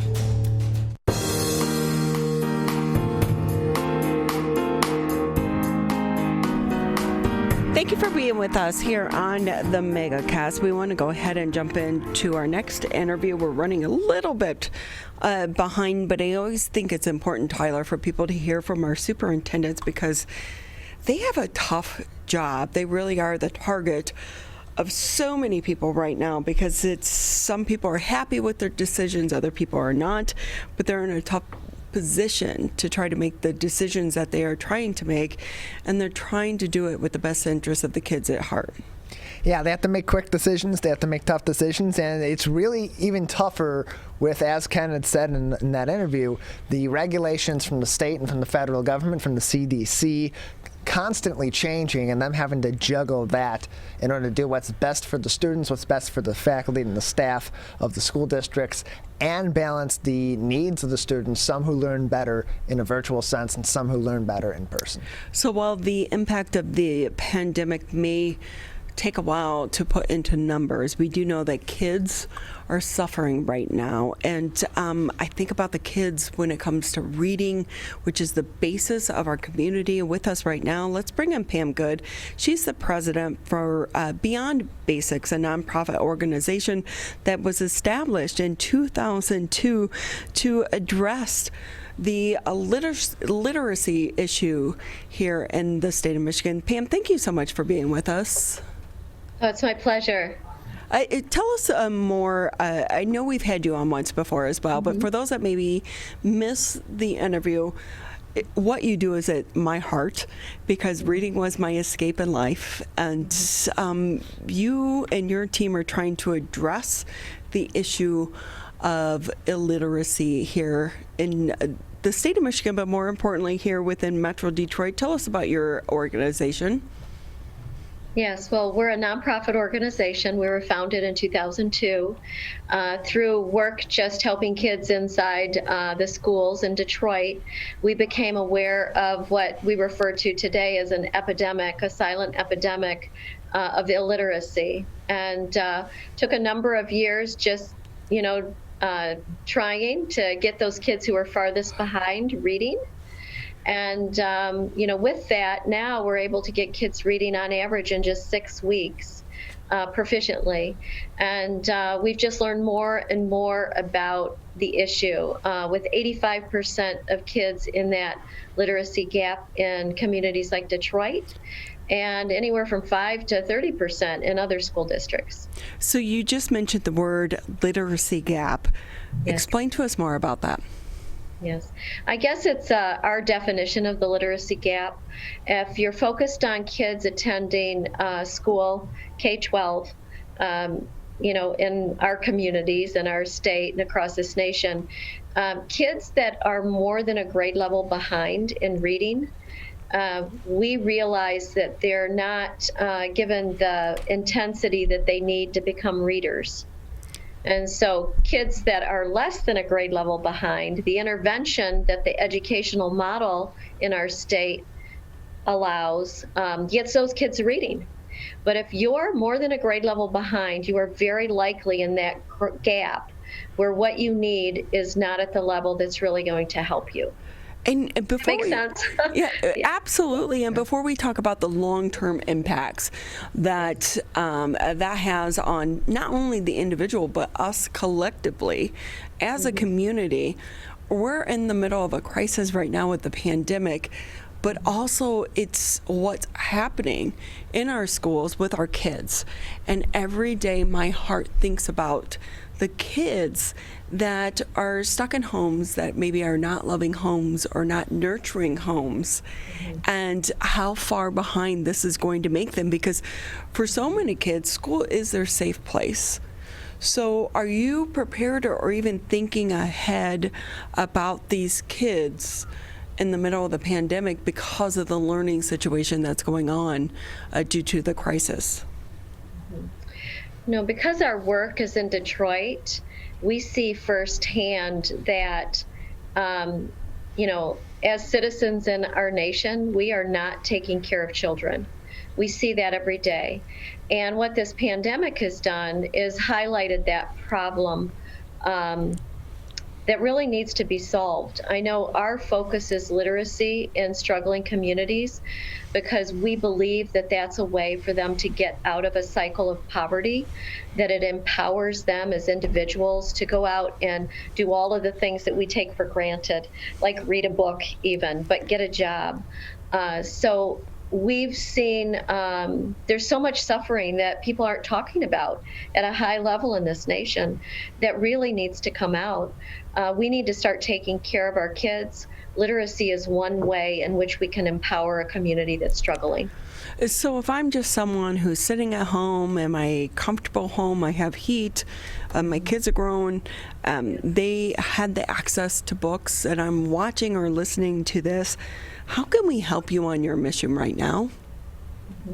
Well, we mentioned that the educational model doesn't really allow for the intensive work we do. We raise the dollars to tutor students for the most part and partner with schools and just do this tutoring work. So funding a student in our program is one way. Training to be a tutor. We've converted to a virtual platform. So our one-on-one tutoring, it's an hour a day, 5 days a week. It is a paid position because it is intensive. But become a tutor. Call us. We'll train you, and you can be paired with kids and actually give the gift of reading to them through our program. Those are the two most vital ways to engage with us. But I would say also to be an advocate for literacy. Kids in poverty and in vulnerable communities at a great number, 85% or thereabouts, cannot read well enough to access education.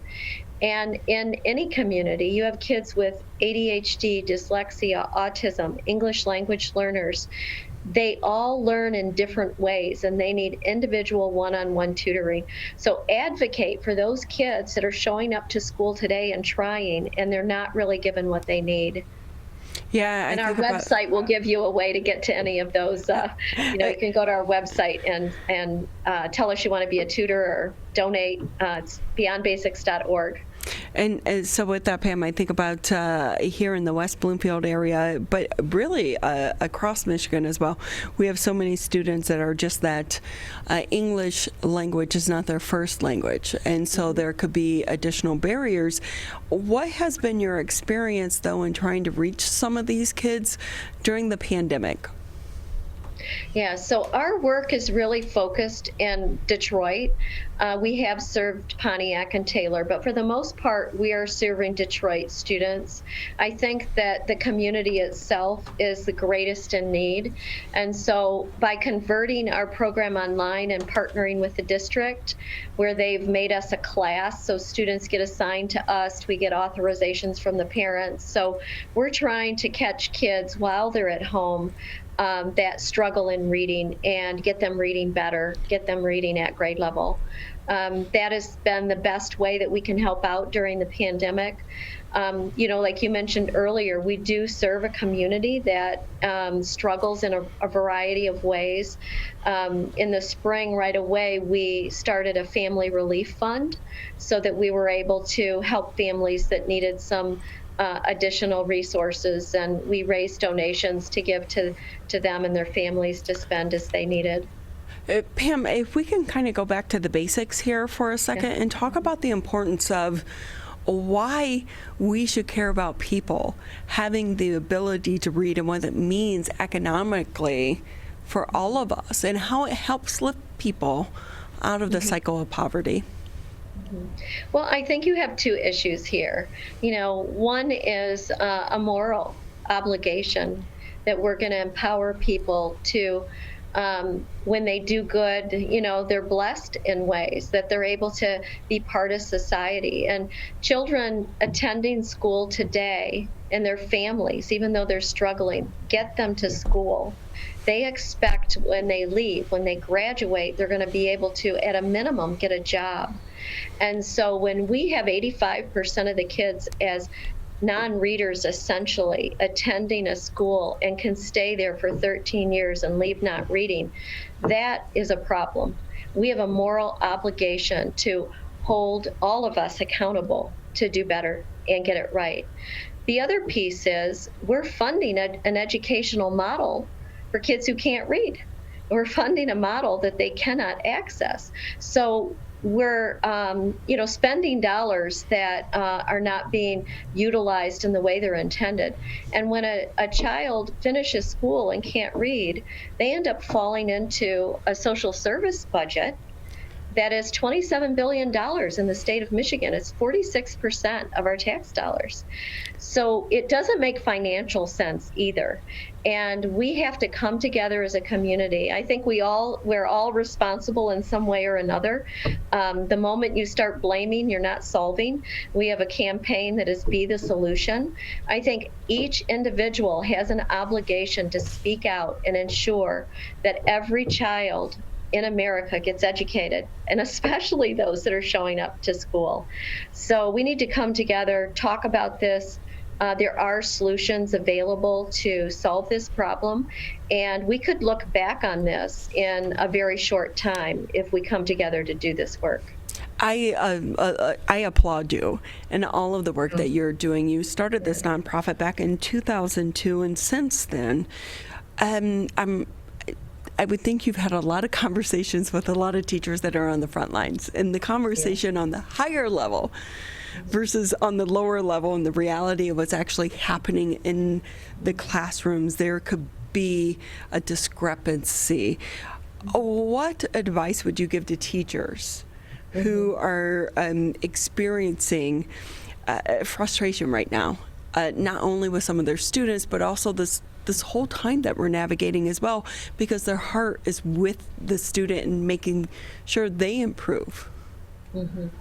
You know, I have given a lot of thought to this because I do hear the logic at a higher level when they talk about it. And I do see that you have people on the front lines just trying to manage on behalf of children. You know, in a normal year, they have kids showing up to their doors that are illiterate, that may not be taken care of, may not be fed, may not have a home. We need to make sure there are not any homeless children in America. And we've left our teachers as one entity to deal with that. I think they've been the heroes for decades. The problem of school and pandemic was even, an issue that's been hard for them to get their heads around. But I would just say that, I look at this when I've thought about it, and it's interesting to me that when you have a natural disaster, automatically everybody across this nation, and you have people traveling from other states that join those people on the front lines, and they just start helping them. Whatever it is they need to do, we help them. If a hurricane hits, if it's our hospitals. But somehow when it's in communities that are struggling, and schools and communities that struggle, we judge first, and we don't run in. And the struggles of our people that are living in poverty today need us to run in and help them as if it was a natural disaster that just hit. And the closer we can get to talking about the way we address these issues, I think it is the number one barrier to actually solving problems.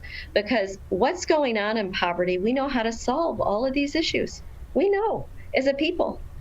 We're not doing it. We're blaming, and it's just for those families struggling today, it is your worst nightmare.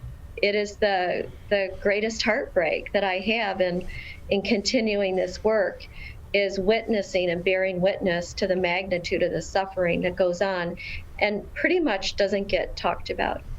Well, we hope that at the end of this, you get to bear witness to the human spirit, to lift one another up, because it can be overwhelming at times, I would imagine, I would think as well. But your work is so important. So before we say goodbye, how can people get involved? Yes. Well, let me say thank you, for that. I get to see the amazing generosity and kindness of people all the time. It is the way we're able to do our work. We raise millions of dollars to go tutor kids in vulnerable communities. So I think there's just a disconnect. We have tremendous kindness and generosity. And so, and I thank them. We have thousands of people that are connected to us, helping us do this work. We have a literacy summit coming up. It's on March 3rd. We're focusing on an author, John Corcoran. He's wrote the book, The Teacher Who Couldn't Read. And we have a media panel that's going to talk about the third grade reading law, the recent literacy lawsuit, and what all of us can do. And I just, hope that people tune in. It's free. You can go to our website on the event page and get the information for it. And let's all just, move forward and start helping those around us. Well, thank you so much for being with us. And hopefully we'll be able to have you on after the event as well. There were several other things, so many things actually we could talk about. I know one of the things being the lawsuit involving the city of Detroit, but maybe we can get to that in the next conversation. But again, thank you to your team, as yourself as well, for recognizing this issue, but also trying to uplift our community. We so appreciate it. Yes, thank you so much for letting us tell this story. Appreciate it. Pamela Good with us here on the Megacast. She's the president and the founder of Beyond Basics. You can find out more about them and the good work that they are doing, as well as the upcoming event at beyondbasics.org. We're going to take a quick break here on the Megacast, and when we come back, we'll be joined by our good doctor, Dr. Tawil. This is the Oakland County Megacast. The only way to beat COVID-19 is to face it. You can't get too comfortable. You can't forget the danger. Wear the mask. Wear the mask. Wear the mask. Wash your hands. Keep a safe distance. Especially in the next few months. You know we'll get back to normal. We'll get back to normal. We'll get back to normal. Someday. But not yet. Not yet. Not yet. But not yet. But not yet. Consider virtual gatherings for the holidays. Curbside food orders. Grocery delivery. And shopping local. Shop local. And especially shopping local. Let's beat this virus. We can if we face it together. Together. Together. Together. Together. Together. Together. Together. Together. Together. Together.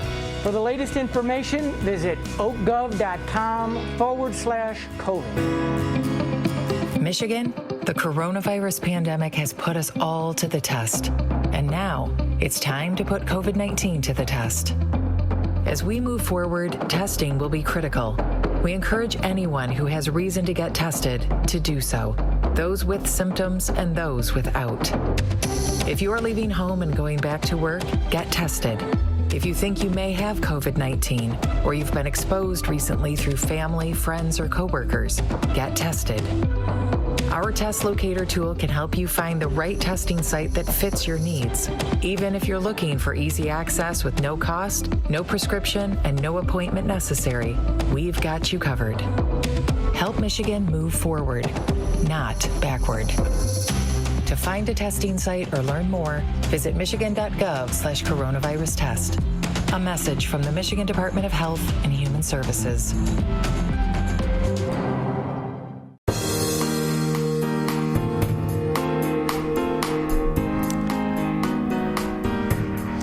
Welcome back to the Wednesday Hump Day. Yes. Megacast. Great to have you with us here on the show. As a reminder, you can tune us in Monday through Friday live, 10 a.m. until noon, civiccentertv.com. But also you can watch us, Channel 15 on Comcast, Channel 99 on AT&T. Listen to us on 89.3 Lakes FM, 88.1 FM The Biff.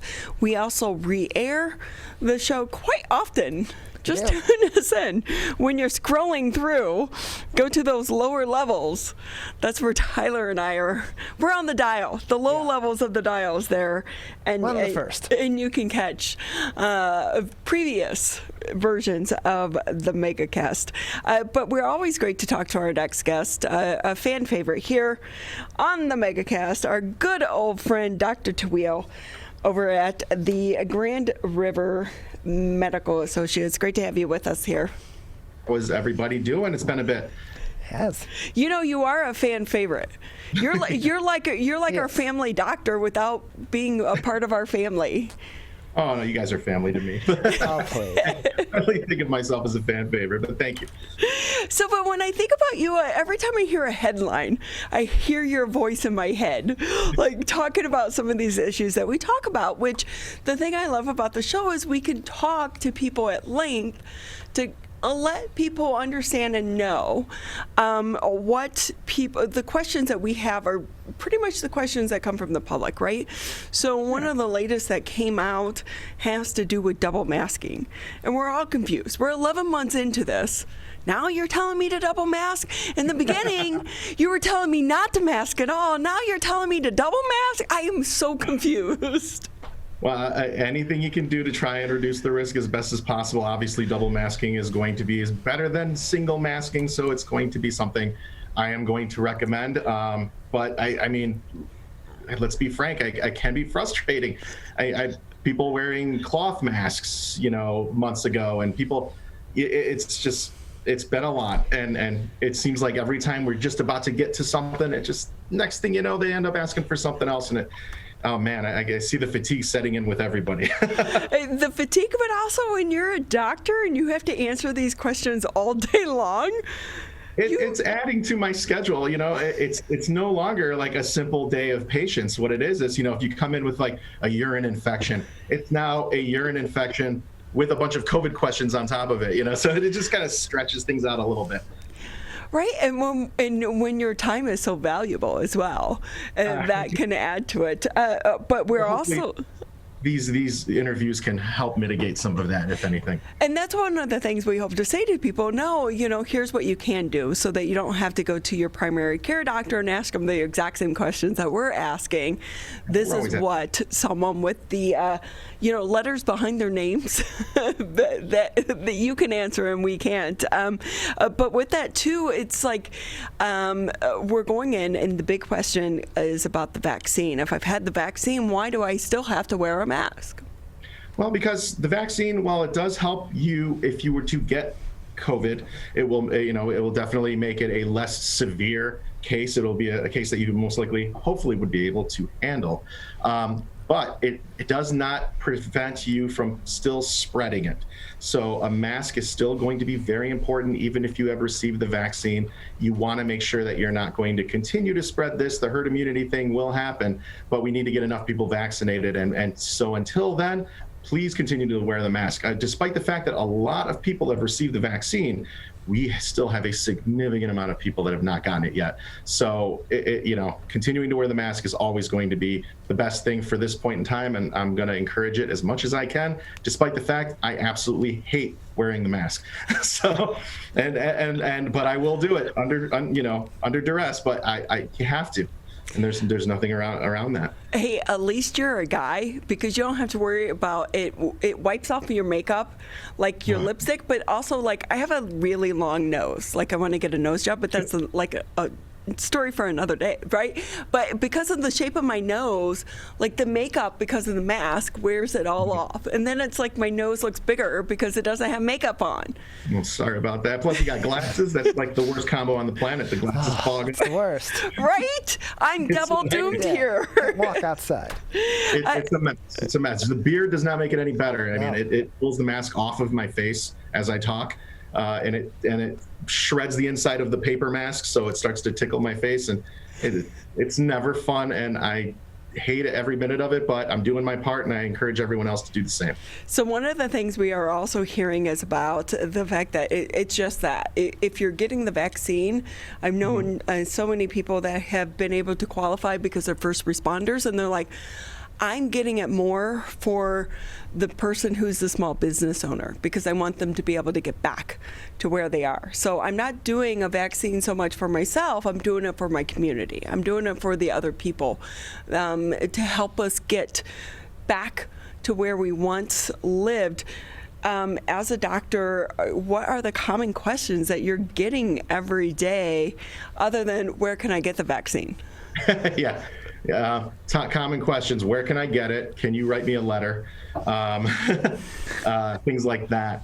But the big questions that, and remember, I do like that statement that you're doing it to kind of get things back in action, because ultimately vaccines are a community thing and it's for the betterment of the community ultimately. The common questions I always get, first and foremost, should I get it? Yeah. And I'm always going to say yes, and I believe it's going to be safe. I believe it to be effective, and I think it's going to help. So I do recommend it, absolutely. I'm also not going to harass patients, though. I'm gonna. People are educated.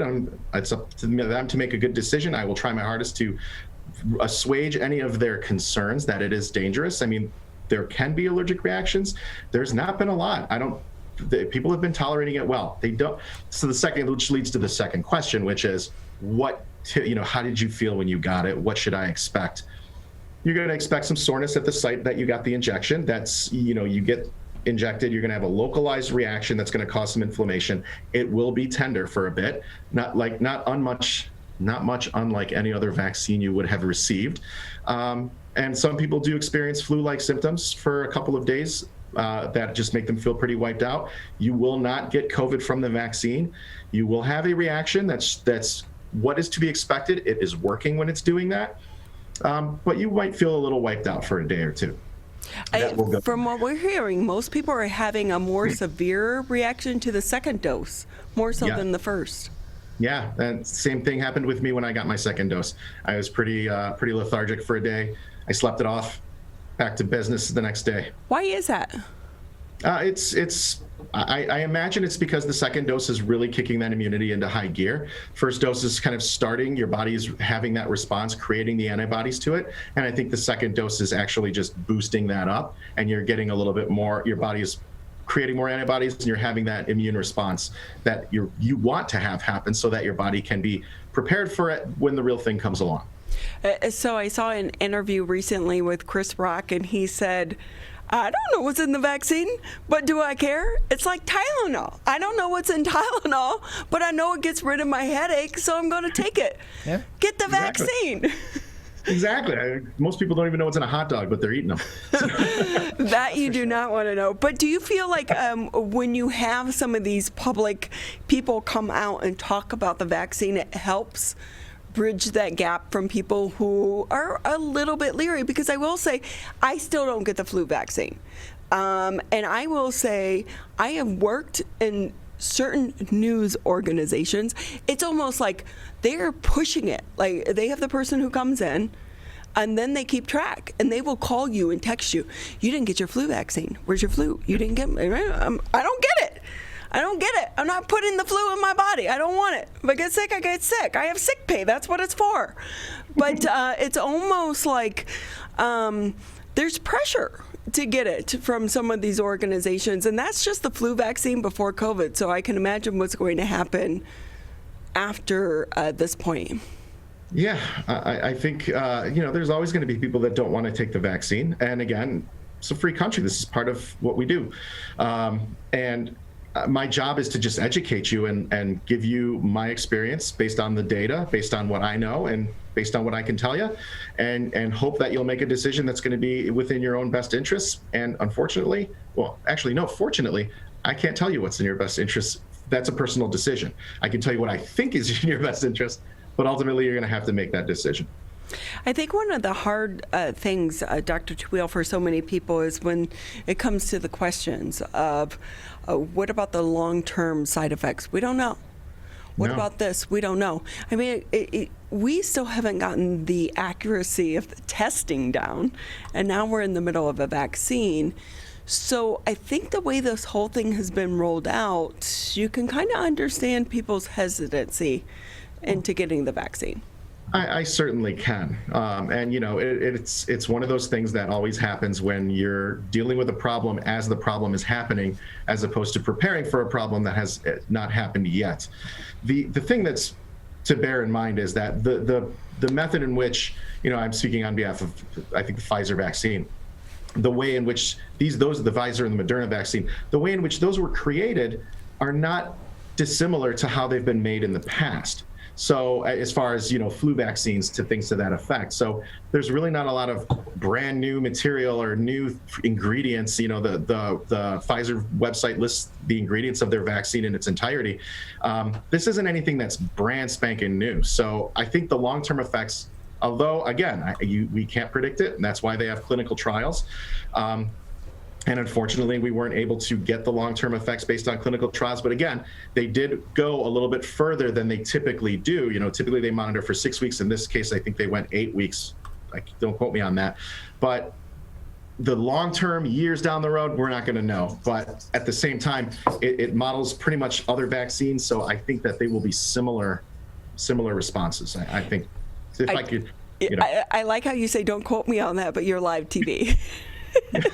Hey, but driving in today, the good news. There you go. The good news coming out though is about the Johnson & Johnson vaccine. It looks like they are going to get the emergency approval.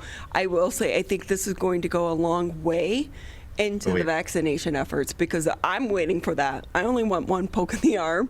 Plus, I feel more secure knowing that it doesn't require those extreme refrigeration efforts, because let's just say I don't really trust the whole process, right? That it stayed in these freezing cold temperatures from point A to point C and D before it gets in my arm, and then I got to go back for 2 pokes versus 1. Yeah, and anytime you have more than one injection, then you're automatically increasing the risk of things that could possibly go, not according to plan. However, they've had a pretty successful rollout so far of the ones that people that have gotten injections. The Johnson & Johnson vaccine, I'm excited about it too, because more likely will be the ones that places like mine, I'm a small business, and my office does not have the capacity to have that sub-zero freezer to get the delivery to keep those vaccines, and have you come back for the second poke. We just don't have the capacity to do that. But these vaccines, which are stable at much warmer temps than the extreme cold that the other vaccines require, will be allowable for someone like me to be able to have it. So a lot of patients were getting frustrated because we didn't have the vaccine. Certainly we don't have them yet for the general public, but now that the Johnson & Johnson vaccines are out, those will be the ones that are likely to be more in the offices. But I will say too, I trust my doctor. Like if I go to him often or she often, I trust you. Like I'm going to feel much more comfortable going to you than a vaccination drive-through clinic, or at least listening to your advice. But with that, I do wish that about 30 seconds left here on the show. I had a fortune teller, and I would have made a bet because you called it way back months ago. We were going to have very few flu cases this year due to the precautions that everyone was taking, and that has turned out to be true. I'm right for once. Thanks. I think I'm glad. I mean, if there's anything that's been positive out of that, I think we've proven that, social distancing, hand washing precautions are real and that they did help. I think that's been proven. I think there's also, again, the other fact that there's been lower flu cases is also because a lot of patients that come to me with flu-like symptoms, they just want to know if they have COVID. And once I test them and they're negative, they go, all right, I'll see you. And then they're out the door, and I never tested them for the flu. They just feel better about the fact they don't have COVID and they're gone. So I think that should be something we should also consider doing. And I think people are also getting the flu vaccines as well. So it was a boom year for a lot of people wanted the flu shots. Well, and with that is a good year or a good note to leave us on. Stay safe, stay healthy, and they are doing that in part because of people such as yourself taking your time to share with us all of your valuable information. Dr. Jamie Tawil with us here on the Megacast from the Grand River Medical Associates. This has been the Oakland County Megacast.